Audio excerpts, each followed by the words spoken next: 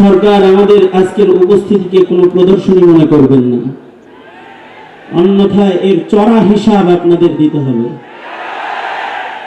দ্বিতীয় কথা হলো, আন্তর্জাতিক পরিমণ্ডল থেকে বিজ্ঞ ওলামা হযরতগণ এখানে এসেছেন।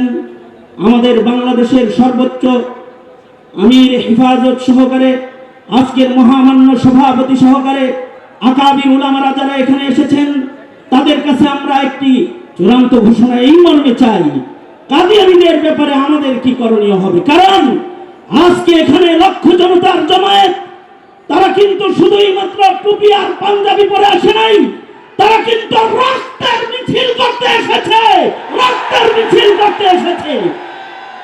আমরা সরকারকে বলবো, আপনাদের হাতে রয়েছে কাগজ আর কলম, আর ইসলামের ইতিহাস হলো রক্তের কালিতে লেখা কলমের ইতিহাস। সুতরাং মুরব্বীদেরকে বলছি, আমরা আজকে জীবন্ত মিছিল নিয়ে এসেছি। কাদিয়ানীর ব্যাপারে